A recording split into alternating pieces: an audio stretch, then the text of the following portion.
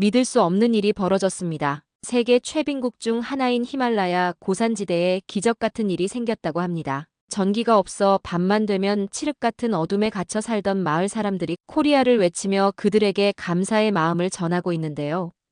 도대체 그 마을에서 무슨 일이 있었던 걸까요? 지금 바로 만나보겠습니다. 사연 시작 전 구독과 좋아요 부탁드립니다. 감사합니다. 저는 파키스탄 북부 길기트 발티스탄 지역의 칼리안 마을에서 태어나고 자란 라이마 칸이라고 합니다. 이슬라마바드에 있는 콰이드 이 아잠 대학교를 졸업하고 몇 년간 도시에서 살다가 지난달 고향 마을로 돌아왔습니다. 해발 2,400m의 이 고산 마을은 제게 어린 시절의 아름다운 추억을 간직한 곳이지만 여전히 현대 문명의 혜택을 누리지 못하는 오지였습니다. 돌아온 첫날, 저는 저의 옛 모교인 마을 초등학교를 찾았습니다. 교실 안으로 들어서자 어린 시절 그대로의 모습이 눈에 들어왔어요. 벽에 걸린 낡은 지도, 삐걱거리는 나무 의자, 그리고 교실 가운데 놓인 등유 램프 하나가 전부였습니다. 햇빛이 서서히 사라지는 오후 늦은 시간, 선생님과 아이들은 램프 주변으로 모여 수업을 하고 있었어요. 라히마 선생님.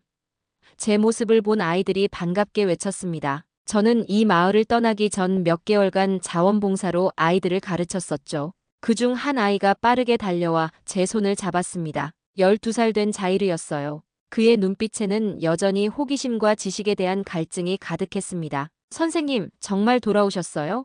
이슬라마바드는 어땠어요? 거기선 밤에도 나처럼 밝다면서요? 자이르의 잇따른 질문에 저는 미소를 지었습니다. 그래, 도시에는 전깃불이 있어서 밤에도 환해. 하지만 그보다 더 아름다운 건 우리 칼리앗의 별빛이지. 제 대답에 자이르는 잠시 생각에 잠기더니 조용히 물었습니다. 선생님, 우리 마을에도 언젠가 불이 들어올까요? 그의 순수한 질문에 어떤 대답을 해야 할지 망설였습니다. 지난 몇 년간 여러 외국 기관들이 이 지역의 수력 발전소 건설을 검토했지만 모두 어려운 지형과 기술적 한계 때문에 포기했다는 소식을 들었기 때문이죠. 언젠가는 이렇게 희망적인 대답을 했지만 사실 마음속으로는 그 가능성이 매우 희박하다고 생각했습니다. 카라코람, 히말라야, 힌두쿠시 산맥이 만나는 이 고산 지대에 수력 발전소를 건설하는 것은 불가능에 가까웠으니까요. 밤이 되자 마을은 완전한 어둠에 잠겼습니다. 오직 몇몇 집에서 새어나오는 등유 램프의 희미한 불빛과 하늘의 별빛만이 유일한 빛이었어요. 제 오빠 카림의 집 마당에 앉아 차를 마시며 저는 도시의 편리한 생활을 뒤로하고 이곳으로 돌아온 결정이 옳았는지 고민했습니다. 라히마, 내가 돌아와서 기쁘다. 오빠의 말에 저는 미소를 지었어요. 하지만 여기서는 내 재능을 다 펼치기 어려울 거야. 이슬라마바드로 돌아가는 게 어떨까? 먼 산에서 밤바람이 불어오며 살구나무 잎들이 부드럽게 흔들렸습니다. 저는 깊은 숨을 들이마셨어요. 난 괜찮아. 여기 아이들에게도 교육의 기회가 필요해. 특히 자이르 같은 아이들은 더 많은 것을 배울 수 있어야 해. 그날 밤 별이 가득한 하늘 아래에서 저는 마을의 변화를 위해 무엇을 할 수 있을지 고민했습니다. 다음 날 아침 마을 전체가 웅성거리는 소리에 잠에서 깼습니다. 창문 밖을 내다보니 사람들이 마을 중앙 광장으로 모여드는 모습이 보였어요. 서둘러 옷을 갈아입고 저도 광장으로 향했습니다. 모래와 자갈이 깔린 넓은 광장에는 이미 마을 주민 대부분이 모여 있었어요. 그들 사이로 낯선 사람들이 보였습니다. 동양인 얼굴을 한 4명의 남자와 여자가 기계 장비와 서류를 들고 있었죠. 그들 옆에는 파키스탄 정부 관계자로 보이는 사람도 있었습니다. 저분들은 누구죠?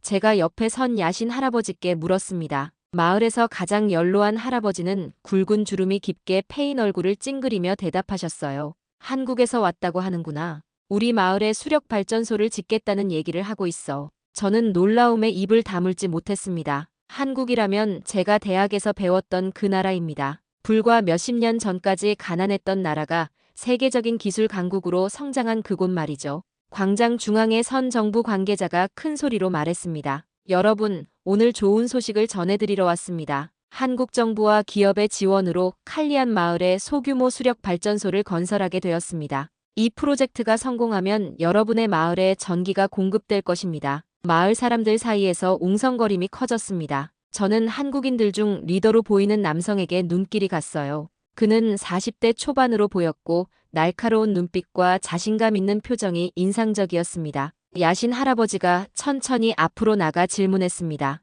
우리 마을에 전에도 일본, 터키, 독일에서 온 사람들이 비슷한 이야기를 했지만 결국 모두 포기했습니다. 왜 이번에는 가능하다고 생각합니까? 한국인 남성이 한 걸음 앞으로 나왔습니다. 안녕하세요. 저는 한국수력기술단의 이도윤 팀장입니다. 그는 유창한 영어로 말했고 통역사가 우르두어로 전달했어요. 우리는 이미 네팔과 인도네시아 같은 비슷한 환경에서 성공적으로 소규모 수력 발전소를 건설한 경험이 있습니다. 칼리암 마을의 지형과 계곡의 수량을 분석한 결과 이곳에도 충분히 가능하다고 판단했습니다. 그는 접이식 스크린을 펼쳐 프로젝터로 영상을 보여주기 시작했습니다. 다른 산악 지역에 지어진 소규모 수력 발전소의 모습과 전기가 들어온 마을의 변화된 모습이 화면에 나타났어요. 아이들이 밤에도 공부하는 모습, 작은 의료시설이 운영되는 모습, 마을 사람들이 밝은 불빛 아래 모여있는 모습 등이 펼쳐졌습니다. 누르, 마을의 한 노인이 속삭이듯 말했습니다.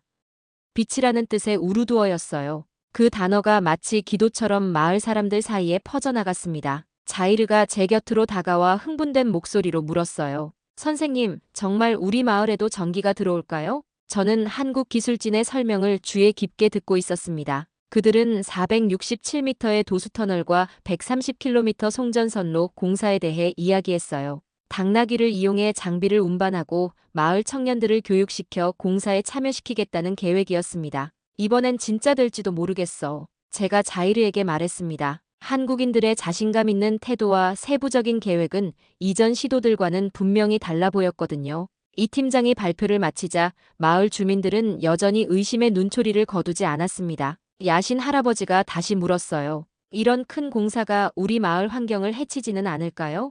우리는 자연과 함께 살아가는 사람들입니다. 이 팀장은 고개를 끄덕였습니다. 좋은 질문입니다. 우리는 환경 영향을 최소화하는 설계를 채택했습니다. 소규모 발전소이기 때문에 대규모 댐 건설 없이도 계곡의 물줄기를 활용할 수 있어요.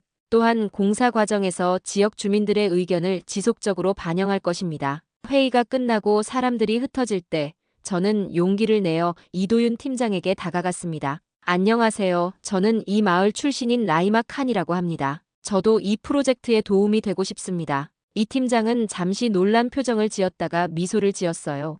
영어를 하시는군요. 우리에겐 현지 사정에 밝은 교육받은 분이 꼭 필요합니다. 특히 아이들에게 전기의 중요성과 안전한 사용법을 가르쳐 줄 수 있는 선생님이요.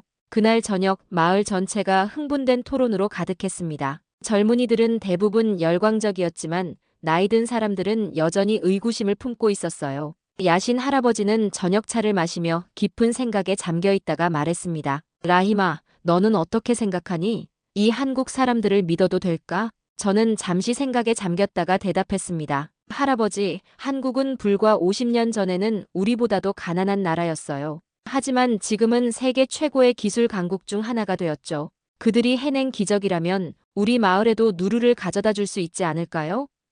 야신 할아버지는 깊은 주름이 잡힌 손으로 턱수염을 쓰다듬으며 고개를 끄덕였습니다. 한국팀이 마을에 도착한 지 한 달이 지났습니다. 마을 가장자리에 설치된 공사 현장에서는 매일 분주한 활동이 이어졌어요. 처음에는 의심의 눈초리를 보내던 마을 사람들도 한국팀의 진지한 태도에 점차 마음을 열기 시작했습니다. 이른 아침, 저는 자이르와 다른 아이들을 데리고 공사 현장으로 향했습니다. 아이들에게 과학 수업을 겸한 현장 견학을 계획했거든요. 도착하자 현장은 이미 활기찼습니다. 파키스탄 청년들과 한국 기술자들이 함께 작업하는 모습이 보였어요. 라이마 선생님, 어서 오세요. 이도윤 팀장이 우리를 반갑게 맞아주었습니다. 그는 헬멧을 벗고 아이들의 눈높이에 맞춰 허리를 숙였어요. 오늘은 어린 과학자들을 데리고 오셨군요. 아이들은 처음 보는 장비와 공사 현장을 신기한 눈으로 바라보았습니다. 특히 자이르는 눈을 반짝이며 모든 것을 흡수하려는 듯 했어요. 팀장님, 아이들에게 어떻게 물을 이용해 전기를 만드는지 설명해 주실 수 있을까요? 제가 부탁하자. 이 팀장은 기꺼이 작은 교실 수업을 시작했습니다. 여러분, 우리가 만드는 수력 발전소는 물의 힘을 이용해 전기를 만드는 곳이에요. 그는 간단한 그림을 그리며 설명했습니다. 높은 곳에서 떨어지는 물의 힘이 터빈을 돌리고 그 터빈이 발전기를 돌려 전기를 만들죠. 마치 물레방아처럼요. 이 팀장의 설명에 자이르가 손을 들고 질문했습니다. 그럼 여기서 만든 전기는 어떻게 우리 집까지 오나요? 좋은 질문이야. 이도윤 팀장은 송전선로 도면을 꺼내 보여주었습니다. 우리는 130km의 선을 설치해서 전기를 마을까지 보낼 거란다. 그리고 마을 내부에도 전선을 설치해 각 집까지 전기가 갈 수 있게 할 거야. 견학을 마치고 현장 한쪽으로 이동하자 놀라운 광경이 펼쳐졌습니다. 10마리 넘는 당나귀들이 줄을 지어 좁은 산길을 따라 자재를 운반하고 있었어요. 한국팀은 접근이 어려운 지형에 맞춰 모든 장비를 분해하여 당나귀 등에 실어 운반했습니다. 처음에는 헬리콥터를 사용하려고 했어요. 이도윤 팀장이 설명했습니다. 하지만 비용이 너무 많이 들고 극한 기상 조건에서는 위험할 수 있어서 현지 방식을 택했죠. 당나귀들은 이 험한 지형을 완벽하게 알고 있으니까요. 한국팀은 현지의 지혜와 현대 기술을 접목하는 방식으로 불가능해 보이는 도전을 해결해 나갔습니다. 467m의 도수터널 공사는 특히 어려운 작업이었어요. 불안정한 지질 구조와 지진 위험을 고려한 특수 설계가 필요했습니다. 마을 청년 5명이 한국 기술자들로부터 기술 교육을 받고 있었어요. 제 오빠 카림도 그중 한 명이었습니다. 그들은 기초 전기공학부터 발전소 운영까지 배우고 있었죠. 놀랍게도 이들은 매우 빠르게 배워요. 장비 운용을 가르치던 한국 기술자가 말했습니다. 우리가 한번 보여주면 곧바로 습득하죠. 이분들이 나중에 발전소를 직접 운영할 수 있을 겁니다. 저는 아이들과 함께 마을로 돌아오는 길에 생각에 잠겼습니다. 한국팀은 단순히 발전소를 짓는 것이 아니라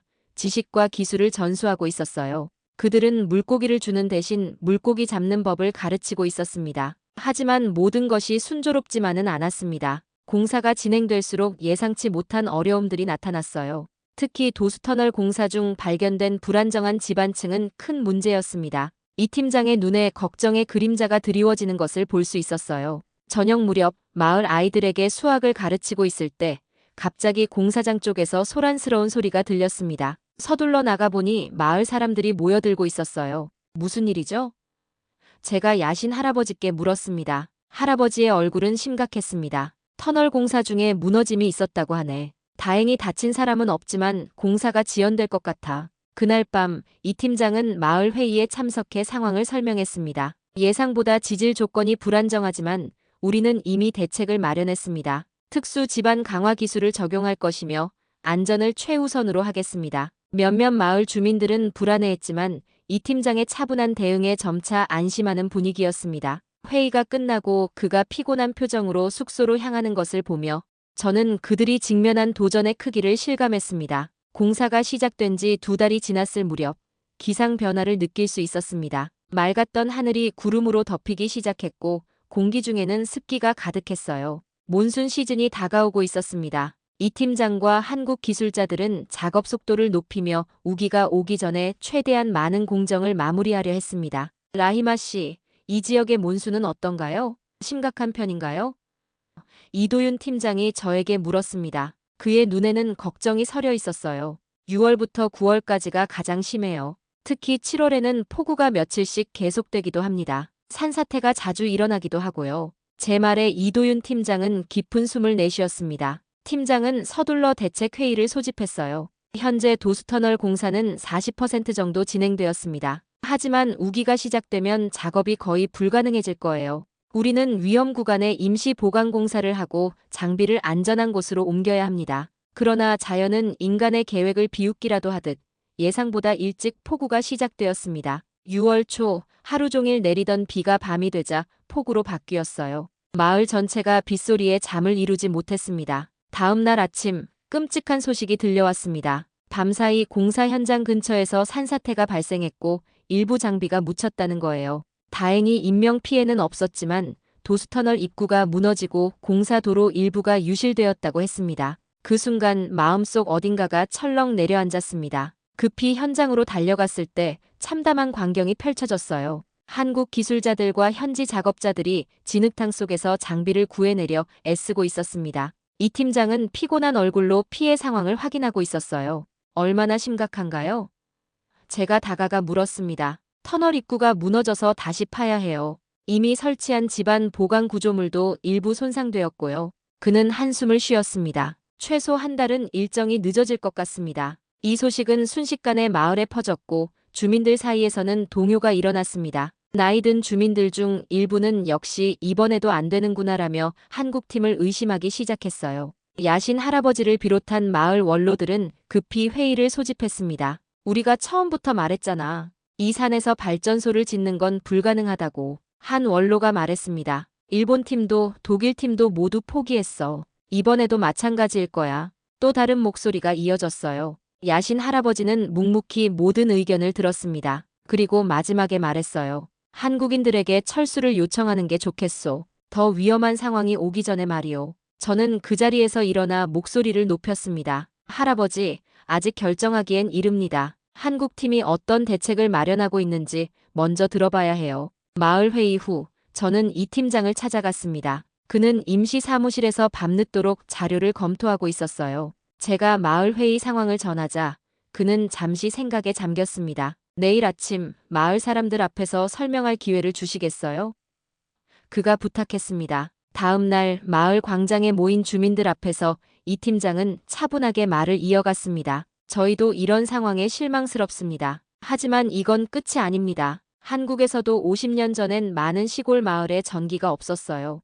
1970년대 농촌 전기화 사업 때도 수많은 어려움이 있었습니다. 그럼에도 불구하고 우리는 해냈습니다. 그는 한국의 옛 사진들을 보여주었습니다. 비슷한 산악 지형에 세워진 소규모 발전소들, 밝아진 마을들의 모습이었어요. 우리는 이미 비슷한 환경에서 성공한 경험이 있습니다. 이번 산사태로 일정이 지연되지만 더 안전한 방식으로 다시 시작할 것입니다. 포기하지 않겠습니다. 그의 단호한 목소리에 마을 사람들은 조용히 귀를 기울였습니다. 회의가 끝나고 사람들이 흩어질 때 저는 이 팀장에게 다가갔습니다. 정말 가능할까요? 이 상황에서도 그는 잠시 침묵했다가 솔직하게 답했습니다. 솔직히 말하면 쉽지 않을 거예요. 하지만 당신들이 포기하지 않는다면 저희도 포기하지 않겠습니다. 그날 저녁 숙소로 돌아가는 이 팀장의 뒷모습을 보며 갑자기 그를 불러 세웠습니다. 팀장님 잠시만요. 제가 말했습니다. 당신들이 포기하면 이 마을도 꿈을 잃는다는 걸 알아주세요. 아이들의 미래가 걸려 있어요. 그는 돌아보며 지친 미소를 지었습니다. 알고 있습니다. 그래서 더 포기할 수 없는 거겠죠. 산사태 이후 2달, 한국팀은 끊임없이 싸웠습니다. 비가 멈추는 짧은 틈을 이용해 무너진 도로를 복구하고 터널 입구를 다시 파냈어요. 매일 밤 이도윤 팀장과 한국 기술자들은 늦게까지 새로운 설계를 검토했습니다. 그들은 좌절했지만 포기하지 않았어요. 라히마 씨, 이대로는 안 되겠어요. 어느 날 이 팀장이 저를 찾아왔습니다. 발전소 완공이 예상보다 6개월은 더 걸릴 것 같습니다. 하지만 마을 사람들, 특히 아이들에게 희망을 보여주고 싶어요. 그는 계획을 설명했습니다. 본 발전소가 완공될 때까지 학교와 마을 광장에 임시로 전기를 공급할 소형 디젤 발전기를 설치하자는 거였어요. 한국에서 급히 공수한 발전기는 출력이 크지 않았지만 마을의 중심 시설에 몇 시간이라도 전기를 공급할 수 있었습니다. 이건 완벽한 해결책은 아닙니다. 디젤은 비싸고 소음도 만만치 않지만 아이들이 잠시라도 빛을 경험하게 해주고 싶어요. 발전기가 도착하고 학교 뒤편에 설치하는 작업이 진행되었습니다. 모든 과정은 조용히 이루어졌어요. 이도윤 팀장은 아이들에게 깜짝 선물이 되길 원했거든요. 저는 설치 과정을 지켜보며 정말 불이 들어올지 가슴이 떨렸습니다. 설치 마지막 날 한국 기술자들은 밤늦게까지 배선 작업을 했습니다. 천장에 전구를 달고 교실마다 스위치를 설치했어요. 오빠 카림은 다른 마을 청년들과 함께 기술자들을 돕고 있었습니다. 그들은 한국 팀에게 기초 전기 기술을 배우며 열심히 따라하고 있었어요. 다음 날 오후 수업 중에 이 팀장이 학교를 찾아왔습니다. 그는 저에게 작은 봉투를 건넸어요. 오늘 저녁 7시에 아이들과 함께 이곳에 있어주세요. 봉투 안에는 학교 열쇠가 들어 있었습니다. 저는 그날 수업이 끝난 후에도 아이들을 교실에 남게 했습니다. 오늘은 특별한 과학 수업이 있을 거예요. 아이들은 호기심 가득한 눈으로 기다렸어요. 자이르는 끊임없이 질문했지만 저는 미소로만 답했습니다. 해가 지고 어둠이 내리자 한국팀과 몇몇 마을 주민들이 학교에 모였습니다. 이 팀장은 발전기 앞에 서서 조용히 말했습니다. 지금 시작합니다. 스위치를 누르자 기계가 웅웅거리며 작동하기 시작했습니다. 몇 초 후 천장의 전구가 희미하게 깜빡이더니 점점 밝아졌어요. 교실 전체가 환해졌습니다. 아이들은 놀라움에 입을 다물지 못했습니다. 누군가 감탄사를 내뱉었고 곧 교실은 환호성으로 가득 찼어요. 자이르가 벌떡 일어나 전등을 가리키며 외쳤습니다. 선생님, 이건 꿈 아니죠? 저는 눈물을 참으며 대답했습니다. 아니, 꿈이 아니야. 이건 시작일 뿐이란다. 아이들은 수업을 잊고 교실을 뛰어다녔습니다. 어떤 아이는 책을 들고 이제 밤에도 책을 읽을 수 있어요. 라고 기뻐했고, 또 다른 아이는 창문을 통해 밖을 내다보며 우리 마을이 별을 가졌어요. 라고 외쳤습니다. 소식을 들은 마을 사람들이 하나둘 학교로 모여들었어요. 그들의 얼굴에는 경이로움과 기쁨이 가득했습니다. 야신 할아버지도 천천히 걸어와 불빛 아래 서셨어요. 그의 주름진 얼굴에 따뜻한 빛이 비쳤습니다. 누루가 우리 마을에 내려왔구나. 할아버지가 조용히 말씀하셨습니다. 이도윤 팀장은 한쪽에서 이 모든 광경을 지켜보고 있었어요. 저는 그에게 다가가 말했습니다. 고맙습니다. 이건 우리 아이들에게 잊지 못할 선물이 될 거예요. 그는 고개를 저었습니다. 아직 완성된 게 아닙니다. 이건 임시일 뿐이에요. 하지만 이제 아이들은 꿈이 현실이 될 수 있다는 걸 알게 되었어요. 제가 말했습니다. 이것이 바로 우리에게 필요했던 희망입니다. 그날 밤 마을 사람들은 학교에 모여 오랜만에 늦게까지 이야기를 나눴습니다. 한국팀은 전기 사용법과 안전수칙에 대해 설명했고 모두가 진지하게 들었어요. 이 팀장은 이제 우리는 실제 발전소 완공을 위해 더 열심히 일할 것이라고 약속했습니다. 학교를 나서며 저는 밝게 빛나는 창문을 바라보았습니다. 별처럼 빛나는 이 불빛은 우리 마을의 미래를 밝히는 첫걸음이었습니다. 임시 발전기의 불빛이 마을에 희망을 준 그날부터 몇 개월이 흘렀습니다. 마침내 수력 발전소 공사가 끝나가고 있었어요. 468m의 도수터널은 산의 심장을 뚫고 완성되었고 130km에 달하는 송전선로가 마을까지 연결되었습니다. 이 팀장은 날마다 더 수척해졌지만 그의 눈빛은 더욱 강인해졌어요. 한국 팀과 마을 청년들은 서로의 언어를 조금씩 배우며 하나의 팀이 되었습니다. 오빠 카림은 이제 발전소 관리의 핵심 인물이 되었고 자이르는 매일같이 현장을 찾아 기술자들의 설명을 귀담아 들었어요. 내일이 바로 그날입니다. 마을 회의에서 이도윤 팀장이 발표했습니다. 시험 가동을 거쳐 마을 전체에 전기를 공급할 예정입니다. 소식은 번개처럼 퍼졌고 마을은 축제 준비로 분주해졌습니다. 여성들은 전통 의상을 차려입고 특별한 음식을 준비했으며 아이들은 열정적으로 노래와 춤을 연습했어요. 점등식 날 마을 광장은 사람들로 가득 찼습니다. 파키스탄 정부 관계자들과 한국 대사관 직원들도 참석했어요. 모두가 해질녘을 기다리고 있었습니다. 태양이 산맥 너머로 사라지고 어둠이 내리기 시작했어요. 야신 할아버지와 자이르가 이 팀장의 양옆에 서서 거대한 스위치 앞에 섰습니다. 하나, 둘, 셋. 모두가 함께 카운트다운을 외쳤고 세 사람이 동시에 스위치를 내렸습니다. 순간 발전소의 터빈이 돌아가는 소리가 들렸고 마을 전체의 전등이 하나둘 켜지기 시작했어요. 은하수처럼 빛나는 불빛이 어둠을 밀어냈습니다. 산자락에 별들이 내려앉은 것 같았죠. 환호성이 터져나왔고 많은 사람들이 감격에 겨워 눈물을 흘렸습니다. 특히 야신 할아버지는 떨리는 손으로 눈물을 닦으며 말했어요. 내 생에 이런 날이 올 줄 몰랐소. 점등식 이후 마을은 밤늦게까지 전통음악과 춤으로 축제 분위기였습니다. 파키스탄과 한국의 국기가 나란히 걸린 광장에서 두 나라의 문화가 어우러졌어요. 한국팀은 마을 주민들에게 한국 노래를 가르쳐 주었고 주민들은 그들에게 전통 춤을 알려주었습니다. 그날 밤 제 학생들과 저는 밝은 불빛 아래에서 처음으로 밤 수업을 했습니다. 아이들의 눈빛은 그 어느 때보다 빛났어요. 그리고 자이르는 소리 높여 말했습니다. 선생님, 우리는 이제 별을 땅에 심었어요. 전기가 들어온 후 6개월, 마을의 변화는 더욱 놀라웠습니다. 한국팀의 마지막 선물은 학교에 설치된 인터넷 연결이었어요. 세계와 연결된 창문이 열린 순간이었습니다. 처음으로 컴퓨터 화면 앞에 앉은 아이들의 얼굴에는 경이로움이 가득했어요. 저는 그들에게 인터넷의 바다를 항해하는 법을 가르쳤습니다. 우리는 세계 각국의 학교와 화상 통화를 하고 전 세계의 교육 자료에 접근할 수 있게 되었어요. 자이르는 한국 대학 웹사이트를 살펴보는데 많은 시간을 보내곤 했습니다. 그의 눈은 화면을 가리키며 호기심과 열정으로 빛났습니다. 한국에서 가장 유명한 대학 중 하나라고 설명해주자. 나중에 한국에 가서 전기공학을 배우고 싶다는 꿈을 이야기했습니다. 자신의 마을과 같은 오지에 더 많은 발전소를 지어 변화를 가져오고 싶다는 그의 열망은 진심으로 느껴졌습니다. 자이르의 꿈은 더 이상 불가능하지 않았습니다.